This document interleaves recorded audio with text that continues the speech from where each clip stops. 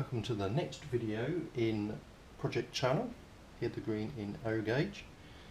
What has happened since last time? Again, not a great deal, work has got in the way as it does.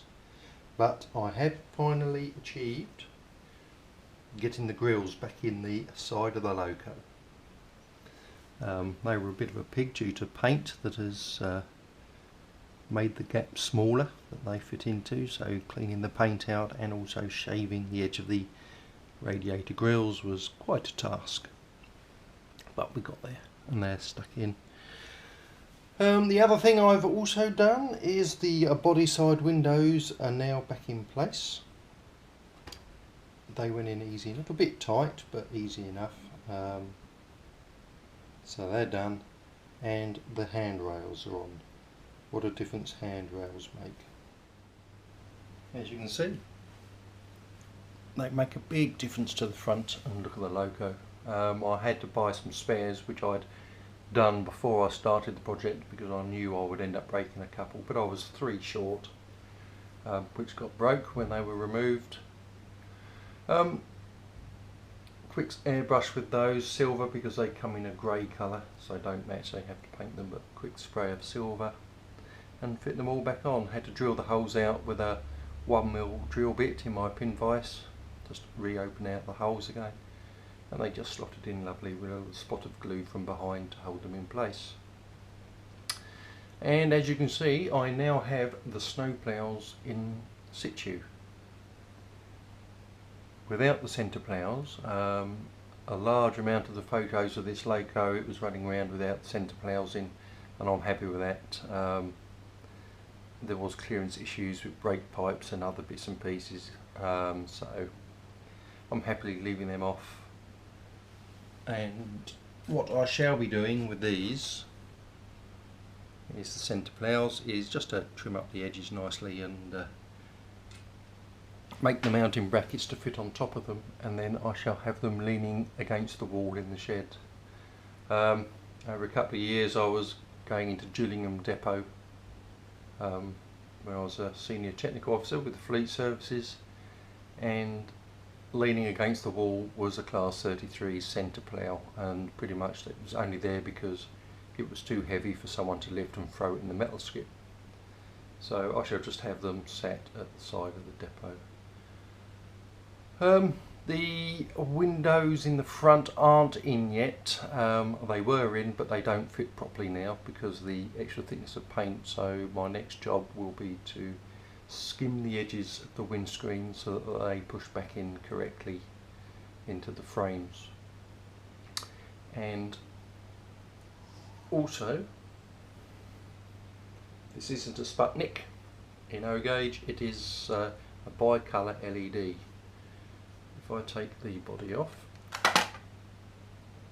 I will be fitting 2 of these into the frame here. I've got to modify the frame slightly so it fits in, because if I just come and get it over here, these were the original LEDs and they slot in there with the 2 at the top for the route indicators and the 1 at the bottom for the tail lights. Well, by the time this is modelled there won't be any tail lights in use, it was all done on the route indicator blinds. So I have a red and warm white LEDs which will be mounted so that they lay in there, 2 of them, so that I can switch the route indicators via the auxiliaries on the sound chip to turn the route indicator display to red or white. And I shall be leaving it as blanks, which was pretty common when this was running around at this stage of its career. But that's where we are at with the class 33. Just sit that on there. And today, finally in the post, a bit longer than I was hoping for, it has arrived. I have a nice big box signed Christine Hatton, whose signature my wife knows very well now. Hattons have been having their sale of the century, so a product that I was going to purchase has come at a very cheap bargain price, and it was a case of it would be daft not to buy it at this price. It's not the version that I was waiting for, but yeah, I'm going to unbox it now because it's got squashed in the post. So I'll just open the lid.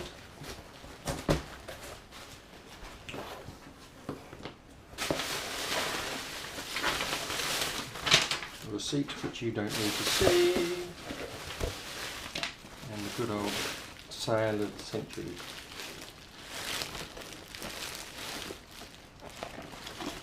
Yeah, I'm lucky now that I'm doing just open gauge instead of 00, which has all those lovely things that I would have bought. It sort of condenses everything down into about a page, which is good for my wallet, although it does mean that there's still things that I do end up buying. You know, there's some very nice things in O gauge. Tempting, but there we go, can't do that. I've already spent enough this month. So, well, the box looks undamaged itself inside, so here's the box. A Dapol class 08. So I shall now open it. Let's get this out if we can. And adjust the camera angle, I reckon. Okay, and seeing as the post office has thrown it halfway around the world, hopefully it'll be in one piece. There won't be too many bits hanging off. One lid. Usual instructions, which I don't think anyone ever reads. I'm assuming that's a speaker mounting frame and an 08.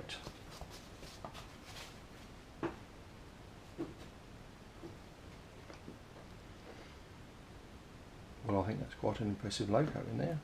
Having not actually seen one personally in the flesh before, obviously there's review videos. It's now, how do I get this out of here?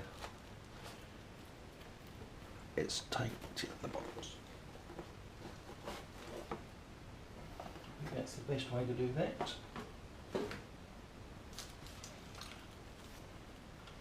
Oh, there we go, there's one bit that's fallen off.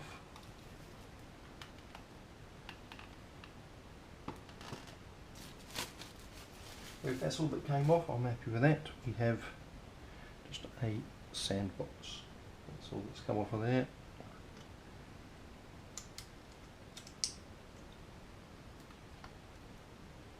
I'm sure half of the problems with bits falling off is due to the type of glue that is being used these days to glue the parts together.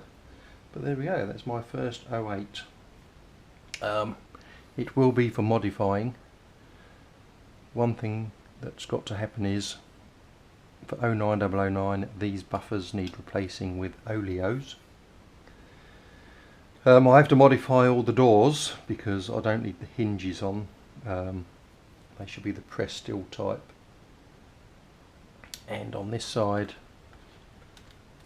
I will have to fit an exhauster box in this space here. The reason I picked this one, I was going to wait for the press steel doors to come out, but for an early version of the 09 there's no compressor box here, whereas all the new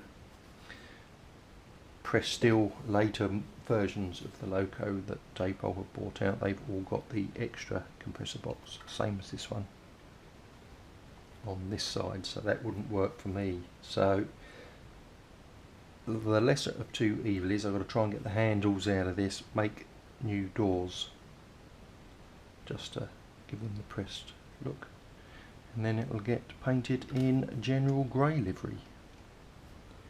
But yeah, to be honest, having not seen one in the flesh before, it will make a nice little asset for shunting the wagons in and out of the shed at Hither Green. Go up here. That's very smooth and very quiet. And in the other direction.